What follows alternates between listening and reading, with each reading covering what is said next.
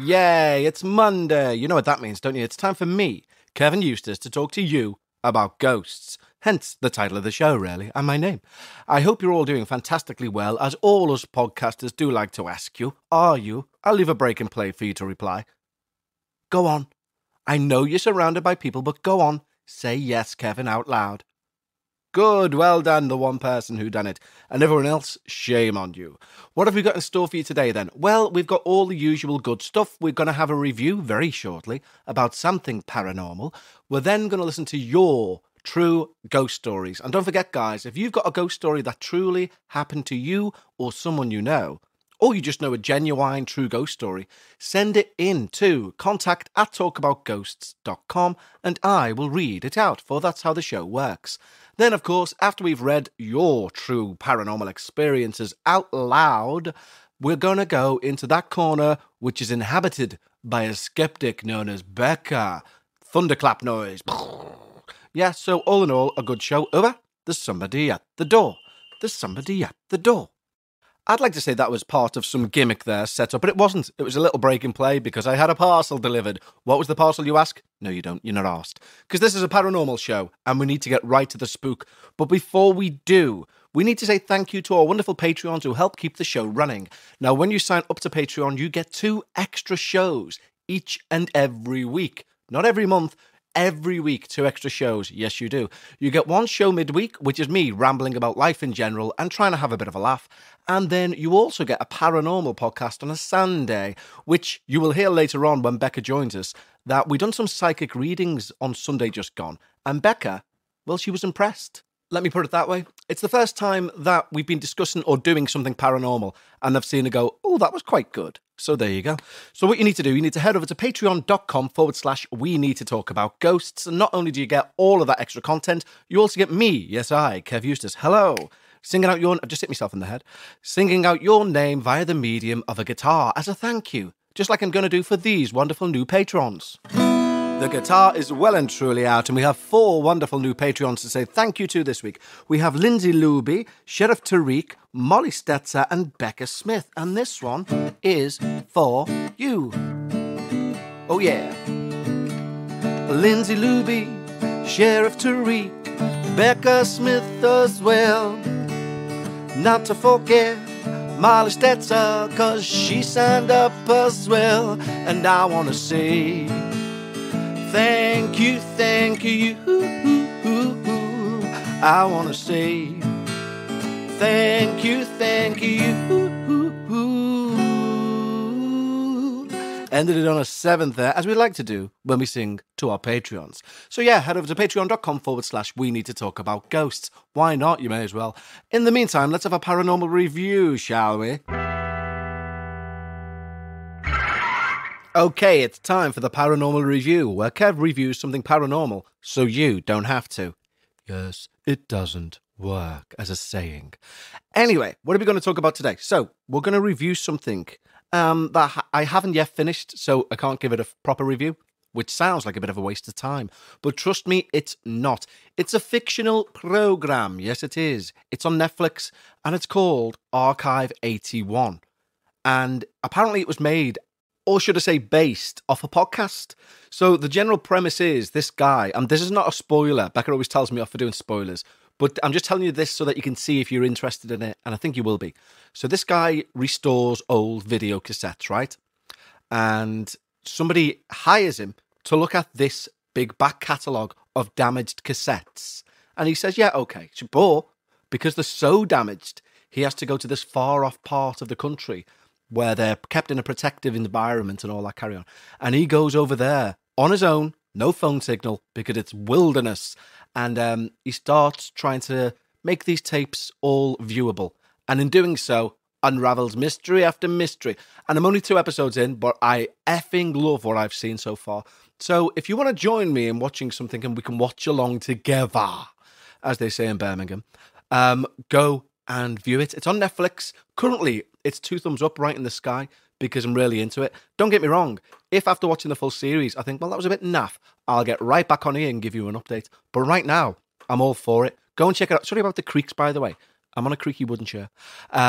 Wooden chair, know it. But anyway, Go and check it out, Archive 81 on Netflix. 2 thumbs up. Hooray! It's time for my favourite part of the show, where I get to read your true paranormal experiences. Now don't forget, if you've got one, send it in to contact@talkaboutghosts.com, and I read it out, for that's how the show works. It's your show, ladies and gentlemen. I'm just here as the host. I'm like a concierge of the paranormal, if you will. Anyway, we've had an email in from Tatiana, and she writes, "Hello, Kevin." Hi. Hi, Becca. What the fuck was that? Sorry, Becca. And the neighbour's cat, Meow, who is definitely not named Sienna or anything guest-related. That's right, Tatiana, she's not. Well said. Don't even know her name. NC, isn't it? NC. First off, I love the podcast. Why, thank you. Even the new, less waffle version of We Need to Talk About Ghosts. Thank you again. Becca's Reddit Corner is a refreshing addition. I'll be sure to let her know. Just thought I'd send in a couple of stories. Hope you enjoy them. Cheers, Tatiana. Thank you, Tatiana. I'm sure we will. And this is your first story. 20 years ago, I bought my first house. It was a hair-raising adventure, and along the way, I had some very memorable viewings. Here is the story of one of them. My real estate broker and I were at odds, again. When I said I wanted a cosy bungalow with the restored vintage charm, she heard old and run down. There was so much in my price range in her inventory. If only she would just take a look and not settle for a cheap tract housing from the 1980s. It was true, the margin for what I wanted in my price range was not wide, but it wasn't slim either. When we met up on Saturdays, we both had a list of available properties, with never a matching set. We'd been at this for months, and maybe I should have looked for another broker, especially since she didn't understand when I told her a potential property felt off, and refused to consider it, no matter the price or location. It was a golden spring afternoon, pressing into evening, brisk, but with the potential of summer lingering in the dew from the brief thunderstorm that had passed with furious speed, whilst we looked at a potential farmhouse remodel. It did have potential, and I was eager to talk offers, but there was just one more place that she wanted me to see. A great little property on the edge of the patchwork of suburban sprawl and mostly fallow farmland. To say I was reluctant was an understatement. We'd been touring houses for several hours, and I knew anything she wanted me to look at this late was another suburban blank canvas, well within my price range, but with all the soul of a mayo sandwich on white with extra sour cream. She had some difficulty locating the property, as the roads here uncharacteristically slewed and curved, the house number obscured by the rangy evergreens planted close to the red brick so ubiquitous to the 1960s ranch house. Eventually, she pulled into the weedy and pitted driveway. Cheerfully, she slipped out of the leather driver's seat of her late-model Range Rover, beckoning me to join her on the cracked and uneven walk leading up to the low stoop before the front door. Innocuous as it seemed from the drive, I felt a deep, sucking, angry darkness emanating from the large picture window of the living room. I did not want to go into the house, not even to appease my broker. Slowly, looking all around, I crept up to the walk to where Anne was fumbling with the code for the lockbox. Even when the light turned green, it refused to swing open and release the key. I muttered that it was okay.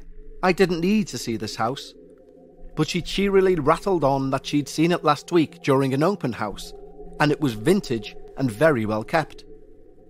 I told her I was uneasy. 2 women at dusk in a sparsely populated corner of a small country town. Well, maybe it wasn't safe. She reassured me that it was, and it was only late afternoon, really, and that all I needed to do was take a peek. The key popped out of the lockbox at that moment, and she jammed it into the lock. It wouldn't turn. She struggled and struggled, mentioning to my horror that it felt like someone was holding the doorknob from the inside. Wasn't that funny? Ha ha. I told her again that this doesn't seem like a place I would like. Too new. Now the door is open, and she's chatting away inside, turning on the lights. It was a standard stopped-in-time around 1965 ranch house, identical in layout to the one I grew up in. I hated that house, and I knew I was going to hate this one too. I'm standing just inside the front door, sneakers drowning in the pristine avocado green shag carpeting, my mind crammed full of angry male energy. I can hear Anne rambling on about the yard and the garage and giving me specs and all other things brokers do. But somewhere in all that stream that I pick out this is an estate sale, because the house is part of a probate proceeding. A woman and her disabled adult son had lived here for years until she passed and other children decided to sell. My skin prickled. I moved quickly across the living room to the adjoining dining room, where Anne was staring into the kitchen. The back door was wide open, the screen door swinging as if someone had bolted from the basement to the backyard as we entered. Then the pounding started. The floor felt as if someone was beating on it with a hydraulic press.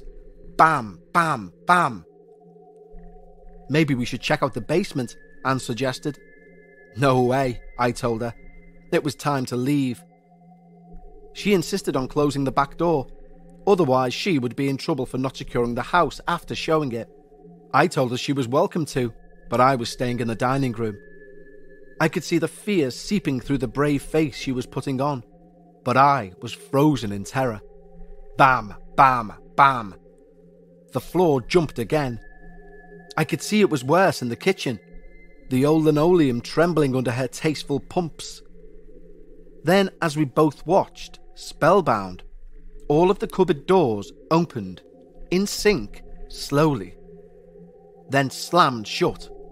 And again, heavy, pounding, rhythmic, like someone running up the basement stairs to open the back door, flooded the kitchen. I ran for the front door, leaving my broker in the crazy chaos of the kitchen.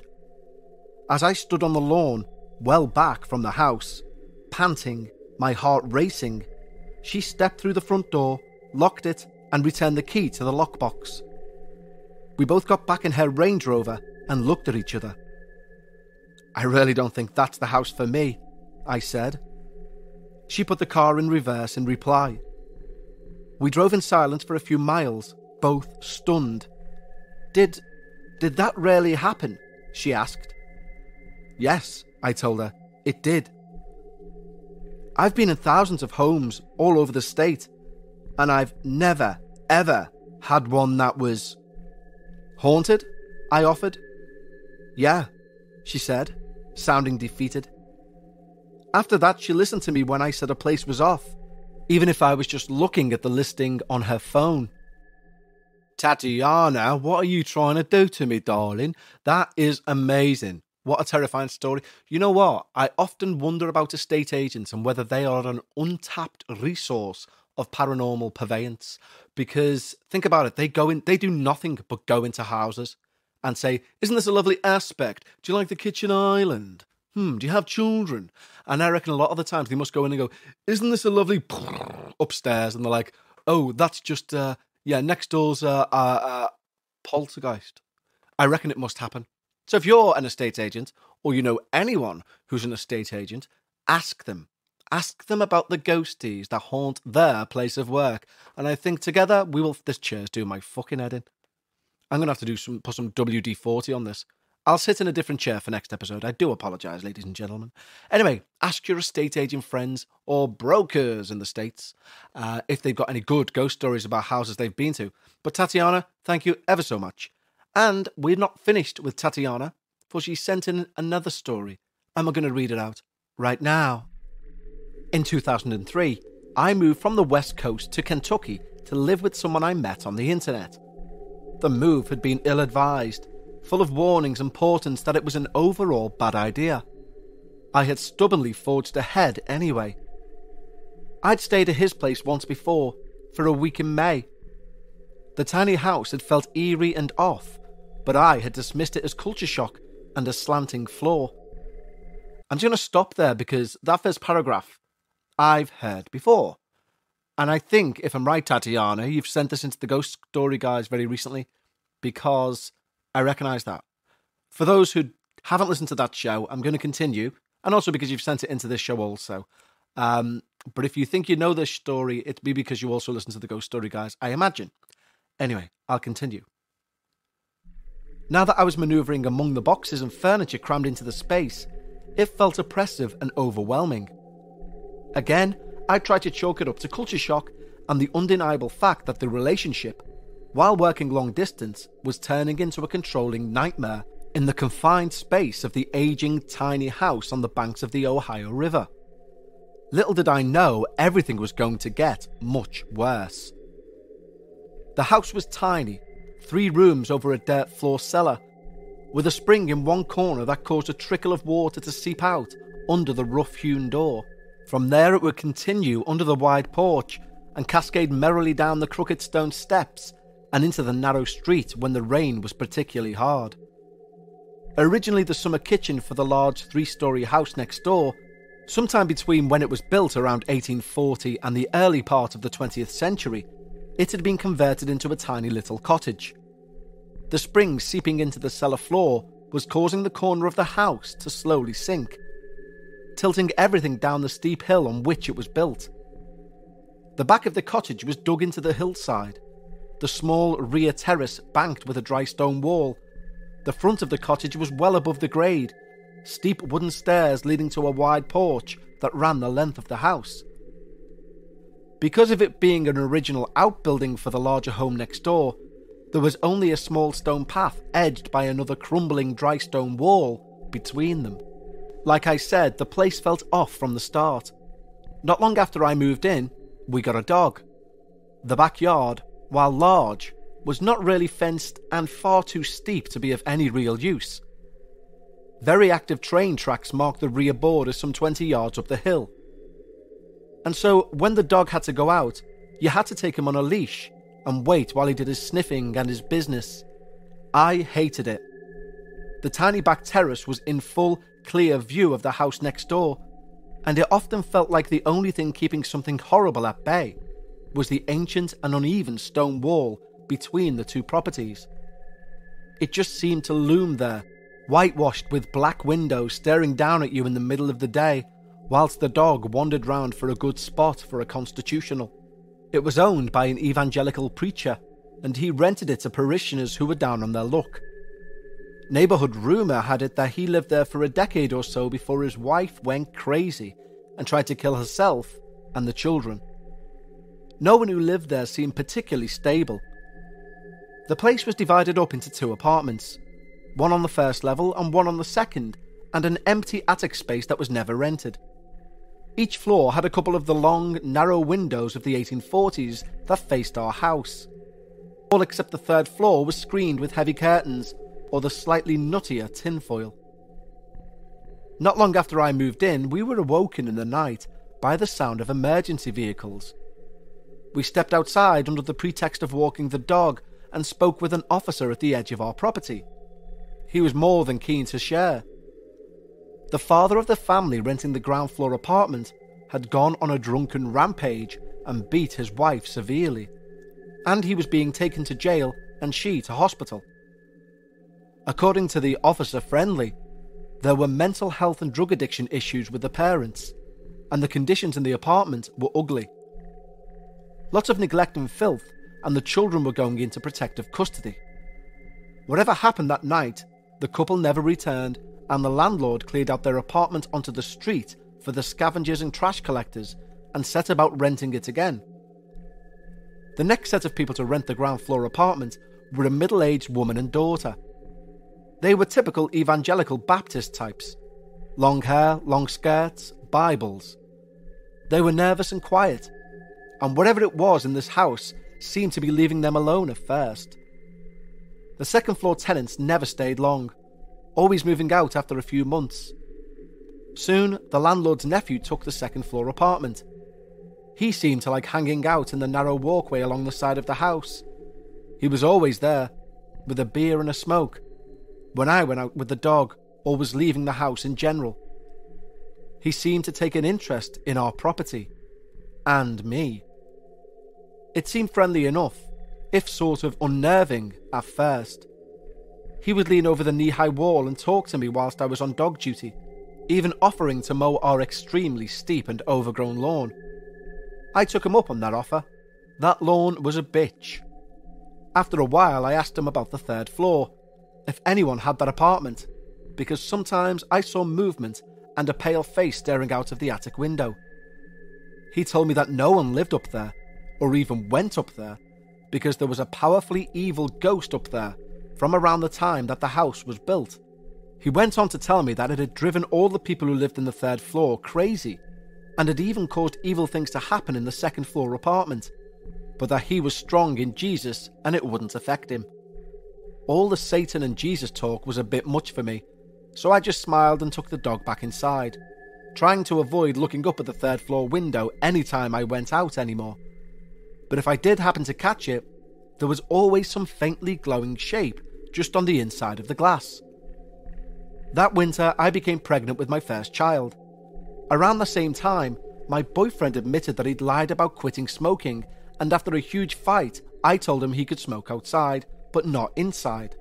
He would always take the dog out with him, and I was so glad I didn't have to stand in the freezing cold, avoiding the house 10 feet from our patio. I slept on the couch a lot during my pregnancy, or in my recliner. It was just more comfortable, and our relationship was crumbling. Many nights I would be dozing, only to be awoken by whispers on the patio, or a tapping on the window over the couch that looked out onto our back terrace. It was monumentally creepy, but I had no real options to move out, so I just kind of ignored it. I found the neighbour on our patio a few times, usually with an excuse about shoveling snow or looking for some critter or other. In brackets, we had seen a huge black snake slide along the foundation to the cellar one day, and there were raccoons, a badger and a possum. I usually smiled and thanked him for taking care of it. The house layout was odd. The front door opened off a large wide porch into the living space. If you continued straight, you walked along the wall that bisected the house. This path was delineated by hardwood flooring. The rest of the living space had carpet. At the end of this path, you stepped down one small step and had the option of going forward into the tiny bathroom, left out of the back door onto the terrace, or right into the kitchen.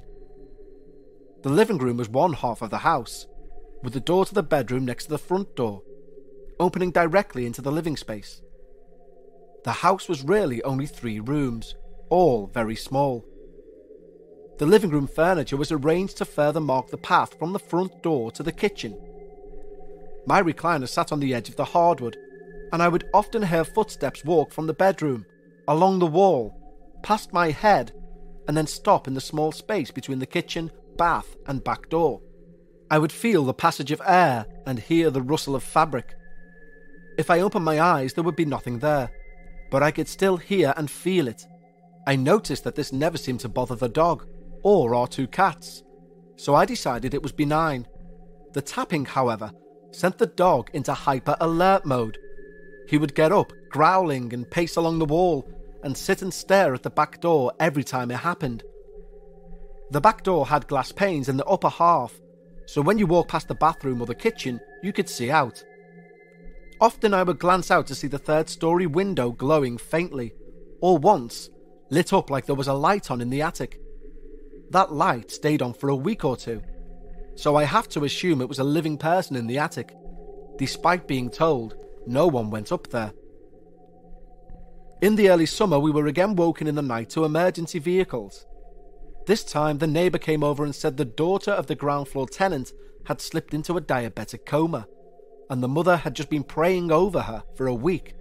Someone from their church had called in a welfare check when they missed Saturday service, and the officer had found her. The mother slipped into the ambulance with the daughter, and we never saw them again. A month or so later, the contents of their apartment were also out on the curb, just like last time. The nephew was the only one living in the house now. The pastor hadn't rented the ground floor unit this time. We often heard shouting and screaming from the house, and creepy, weird music. Like gospel music played at half speed, at all hours of the day and night. Lights came on and off in all the windows at random, sometimes blinking on and off like Morse code. The tapping on our windows and doors grew louder and more frequent, Then one day I came home from work to see the nephew being placed, shirtless and in handcuffs, in the back of a police cruiser. The house sat empty and glowering after that, but I was preoccupied with the imminent birth of my daughter. She was an angry baby, screaming and crying for hours and hours at a time. She also refused to sleep. I had a newborn that was getting 5 to 7 hours of sleep a night, and I was utterly at the end of my rope by the time she was a few months old. The only place she seemed even slightly calm was her vibrating bouncer. Her wellness checks didn't indicate anything was physically wrong, and the doctors told me that some babies were just like that. They probably thought I was exaggerating. When she was 3 months old, I flew the 1,700 miles back to my hometown so my terminally ill mother could meet her only grandchild. The entire month we were there, she was happy and slept for hours on end. I couldn't believe it. I thought there had to be some sort of grandma magic my mum was using. It was short-lived. As soon as we were back, she reverted to angry, insomniac baby. Eventually, I started trying to sleep train her, with a bedtime ritual and a set bedtime each night. If she started crying, I waited a few minutes to see if she would self-soothe and go back to sleep before intervening. Since the bedroom opened directly onto the living space, I would put her to bed and close the doors so the light and noise were muted. At first, there was a lot of crying before she eventually wore herself out and went to sleep. It frustrated me there was no consoling her, but I made sure she was safe and her needs met and just let her rail at the universe. After a few weeks, the nightly ritual seemed to be helping and there was some fuss as I put her to bed, but she fell asleep relatively quickly. I was starting to think I could maybe handle this parenting thing. Then, it started. 45 minutes to an hour after I put her down, the silence would be broken by this ear-splitting wail of pain and terror. I would burst into the bedroom, only to have the screaming stop at the moment the door opened, and I'd find my daughter fast asleep, her much-beloved pacifier still in her mouth.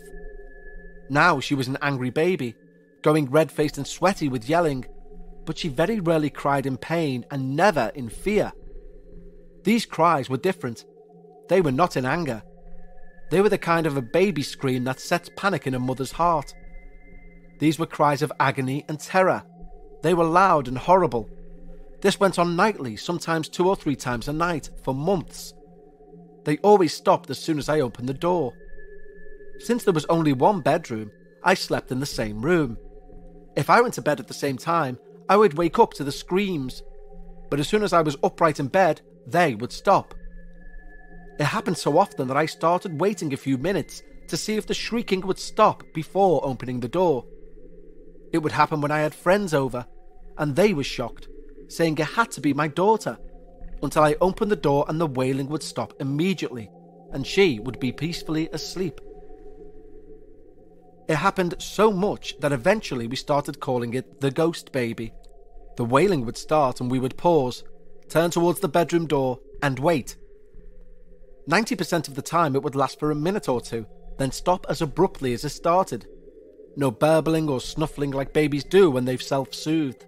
Just silence. It continued until I left the house and my emotionally abusive relationship, moving back across the country to my hometown. My daughter stayed fierce and strong-willed and still hated sleeping, but I never heard the phantom baby again. Was whatever plagued the house next door responsible? Once whatever was there no longer had tenants to harass, did some part of it sleep across the dry stone wall into our house? The two properties were tied together in history. If now separated by property lines, had some horrible tragedy occurred in our house at some time in the past? Something that involved whatever angry female energy that lurked in the attic next door, and a baby in fear and pain in our bedroom. Did the spring under the living room or the limestone in the foundation cause some strange entity to manifest?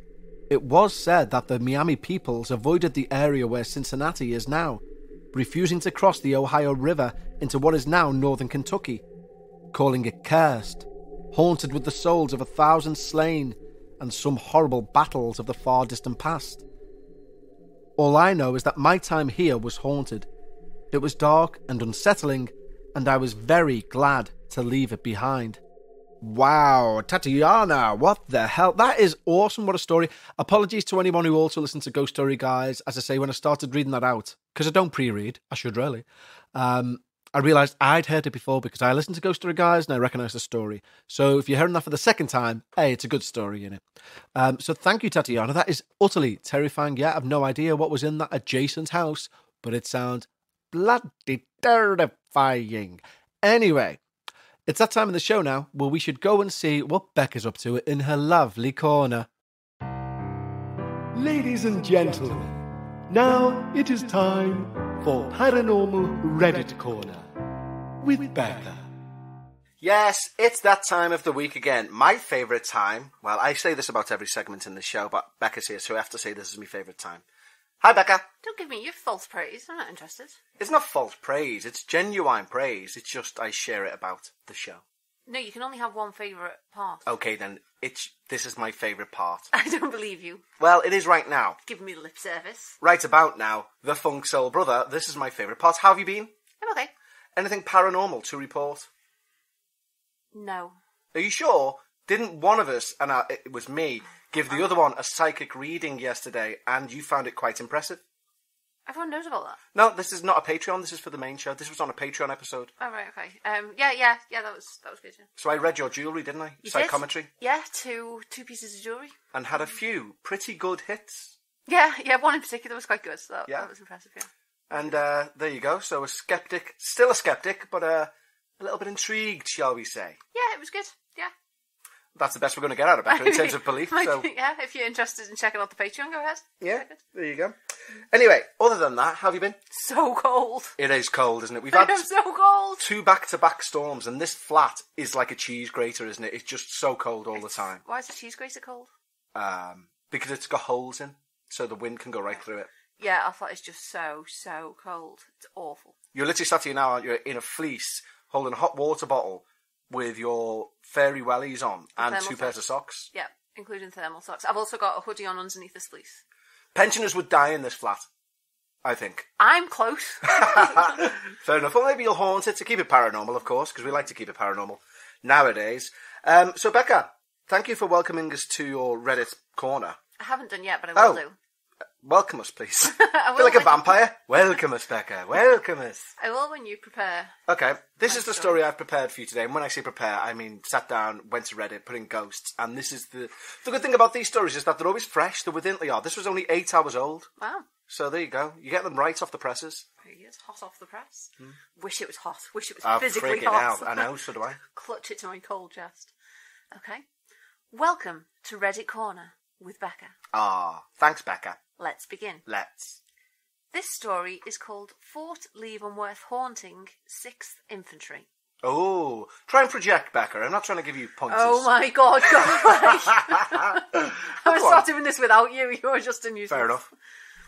My family and I lived in Fort Leavenworth for almost a year around 2015. When we first moved in around July, nothing felt particularly off, at least to me.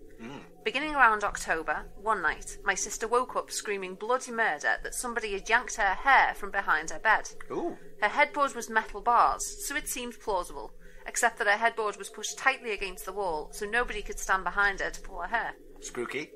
I thought nothing of it. Are we interjecting? No, but carry on. Well, why are you interjecting? Because I'm allowed, I'm the host. Now I've got something to say. Oh, go on then, say something. I was just going to say that, imagine a child waking up screaming, someone pull my hair, and being like, well, there are only bars there, so that is plausible. Yeah, true, yeah. Now back to bed with you. Yeah. Pray it doesn't happen again. No, I believe you. Yeah, I think it did. Anyway, yeah. Thank God I'm not in there. Let's continue. Go on then. Give me a second, I'm finding my space. Oh. Another morning, I woke up to her crying that there were 1 million dead spiders in our bathtub. I ran into the bathroom with her, and we both saw nothing. They'd gone faster than they appeared, so I still thought nothing of it. Again? Why do they keep thinking But is nothing this the of it? daughter again? Is it daughter or sister? Sister. Okay, was this the sister again? Because it could just be the sisters on the loopy Not juice. asked about the other sister, yeah. So she still thought nothing of it. Another night, she was hanging out in another bedroom that was upstairs. Upstairs was all the kids' bedrooms. The first floor had all been torn out and then redone and had a master bath and bed added there. And the door started shaking in its place like the wind was pulling it, but the window was shut. She insisted that something or someone was doing it and couldn't get out of the room.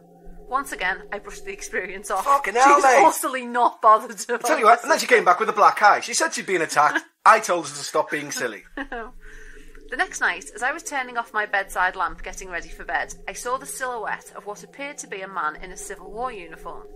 I never saw any colour, it was all black. I could never see his face either, but every night he would stand at the foot of my bed and watch me sleep. Once again, I brushed it off.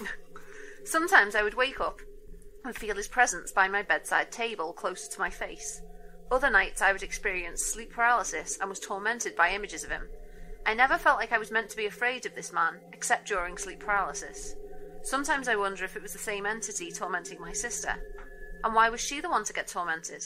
If anything, I was the one always talking shit about it around the house before I started seeing him. Then again, maybe it was just to remind me that he's always watching. Yeah, he's not a nice guy. Whoever's wrote that does not sound like a nice individual. What an He might be, interesting but, you know. narrator. Yeah. Yeah, so utterly not bothered about this. I mean, where are the parents in all this? Yeah, but also that line of, I never felt he was there to scare us. What? When he was pulling your sister's hair and showing her dead spiders in the bath, and then making you freeze in bed and hovering next to your bed. It sounds to me like he's trying to scare you. Yeah. Any comments on it from people? Someone says, now that is interesting. Being in a haunted space is unnerving. Which, Okay, don't be liking stuff. I'm not liking stuff. I was just trying to see if there are any more, because it seems like there's only one comment. Yeah, well, it's new, isn't it? It's only 8 hours old. Fresh off the presses. So what do you make of that? Apart from the narrator being... not the narrator, because you were the narrator, but, the writer being an absolute plum. I mean, obviously I'm a skeptic, but in the house, if someone said there were 1 million spiders in the bath, and I came in and there were none there, and they said, oh, they went as quickly as they came... Like, I wouldn't think, oh yeah, there probably were and now they're gone. I'm like, that's fine. Yeah. You know what I mean? I don't know. It was... You'd think they were lying, wouldn't you? Well, yeah. Or you'd feel the forehead at least and be like... Because I remember once, well, I don't remember this, but my brother, when he was really young, apparently, he hallucinated during a fever that the blinds were going up and down by themselves and that spiders were all over the windows. Right. And me mum and dad swear it was because he had a fever. But could he have also been... possessed by spirits in the house? Yeah, interesting though. She knows this is a Civil War man. Yeah. And when it was just a shadow. Yeah, good point. No colours or anything. Can't see the face, just a shadow. And why would a Civil War soldier do, like, to the spiders and stuff and, like, pull hair? I don't know, but maybe they knew it was Civil War man. Maybe he was whispering, "Yay, the South. Yay, the South." Well, then she should really have included that in the story, because that's relevant information. I completely agree with you. We walked past the first American embassy in the world yesterday, didn't we? Yes, we did. It's in Liverpool, because we were such a horrible port for slavery. But the first American... American embassy. Embassy. Yeah. Is now a French restaurant. Still got the big eagle outside, hasn't it? Mm-hmm. For to show American... Yeah, is it Coat Bistro? Coat Bistro, yeah. I don't think that's what they intended when they were like, this will be the first place of American land in foreign soil. And it's just near a big gate monument, isn't it? Yeah, for the sailors. Yeah. Yeah, very interesting. Well, as always, Becca, thank you for allowing us into your humble corner. You're welcome. Anything you want to add, apart from desperate pleas for warmth? I don't think so. No, I don't think I've got much else to We've say. had quite a lot of communication from people saying that your idea of me putting a stand-up in Liverpool city centre with a sign that says, "Tell me your ghost stories," is a good idea. I told you it was a good idea. Yeah, I'm still... You know what, I'd say yes at, like, a convention. You know, like if there was a paranormal convention and I could get a stand obviously, if there was a paranormal convention, you, as a paranormal podcaster, would need to be there. Like, what a ridiculous thing to say. Yeah, but my point is that I don't think people understand how treacherous just opening a stand in Liverpool city centre is, with the sign that says, "Tell me your ghost stories." But you see, this is exactly my point about it being in the public and it not being a paranormal event, because your audience is skewed, whereas to just get members of the public who aren't, like, self-proclaimed believers or, you know, necessarily, they've got no skin in the game. It's like that book that you always said you really liked about the taxi driver. The taxi driver put together this collection of ghost stories, because he'd asked people, have you ever seen a ghost? And the title of the book was No But. Yeah. And they go into it, and he found that he got really interesting stories there, and that's what I think was interesting about this idea. You just get in them, you know, a random selection of people off the street who've got nothing to gain, nothing to lose, you know, and we'll just tell you. I knew it was a good idea, and I'm a bit hurt, really, that it took everyone else telling you it's a good idea for you to accept that, because you mocked me. No, you know what? I've just thought of a really good idea for a podcast, right? And I'm going to do it, but I'm not going to do it until I'm absolutely able to leave work and do all this. Right. Get on this. I think this is a cracking idea. Listen. A travelling booth, right? So like the Antiques Road show, but like the Antiques Ghouls show. So I'd say, next week, guys, I'm going to be in Shropshire. Get down to the Shropshire Art Museum. I love it. And then the people can queue up and there'll be a booth and I'll come in and go, there's your microphone, speak into it, tell us your ghost story. I love it. It's a good idea, isn't it? Brilliant. I think so. Next week, guys, we're in Glasgow. Get down, tell me your ghost stories. Yeah. I think it's a cracking thing. Yeah, no, it's a great idea. So, hang on. What you are saying, though, is you basically literally taking my idea, but on tour. I'm putting it on wheels. Yeah, we're just going to different... So, not just our city, different... So, when it was just an idea in our city at the end of the road, it was awful. Bad idea. But now you want to commit to doing it nationally. And also, I think because I put wheels on it, it's technically a different idea and therefore non-claimable on your behalf. I do not think so. I'm so glad these are recorded and have already gone out. I've clearly got plenty of people who can vouch for the fact that it was working. It is where the last episode suddenly accidentally gets deleted. I'm just saying it might. Okay, well, whilst we go offline and discuss ownership of this idea... No, it's a great idea, though. How do you like it? Yeah, I think so, too. Yeah. Okay, well, thank you for letting us into your corner, Becca. You're welcome. And say goodbye from your corner. Goodbye. Thank you for joining Reddit Corner with Becca. Very nice. Goodbye. Very quiet, though. Are you going to be giving these people in this travelling booth this emoji? No, they'll be all fine. They'll understand how it works. Or are you going to somehow set it up for them so that they can speak at their own normal volume and not get shouted at? Maybe. Okay, thank you, though, Becca. You are welcome. Goodbye. Bye-bye.